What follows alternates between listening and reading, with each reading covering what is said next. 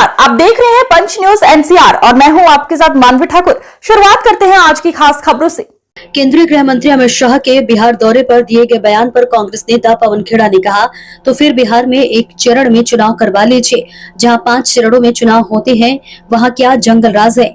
महाराष्ट्र या उत्तर प्रदेश में इतने चरणों में चुनाव क्यों होते हैं?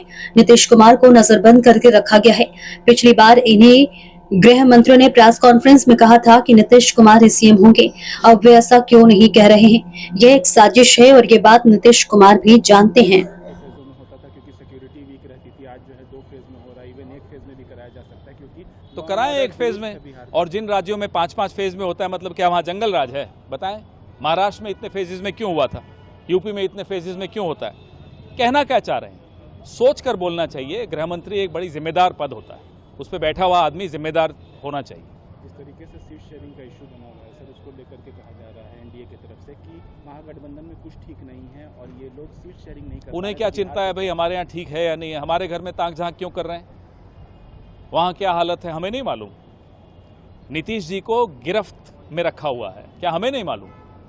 हमारे यहाँ सब निर्णय हो चुका है, सही वक्त पे उसकी घोषणा हो जाएगी। इस तरीके से गृहमंत्री अमित शाह जी से भी पूछा गया था कि मुख्यमंत्री कौन होगा, तो उन्होंने कहा था कि बैठ करके विधायक दल का नेता चुना। पिछली बार यही गृह मंत्री, तब पता नहीं गृह मंत्री थे या नहीं, यहीं पटना में इसी होटल में या मौर्या में, कहीं चाणक्य में या मौर्या में प्रेस कॉन्फ्रेंस करके बोला था नीतीश कुमार हमारे मुख्यमंत्री होंगे।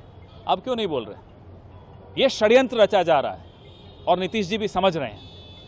इसी गृह मंत्री ने महाराष्ट्र के चुनाव से पहले कहा था एकनाथ शिंदे हमारे मुख्यमंत्री होंगे। कहाँ है आज एकनाथ शिंदे? सीट शेयरिंग का जो इशू है सर, कब तक ऐलान हो जाएगा? हो जाएगा, सही वक्त पे हो जाएगा, निश्चिंत रहिए। मगर ये भी देखा जा रहा है सर महागठबंधन में कि कई जगहों पर कांग्रेस भी उम्मीदवार उतार रही है, उसी सीट पर माले भी उतार रही है। जब नाम वापस लेने की तिथि होगी उससे पहले सब सॉर्ट आउट हो जाएगा।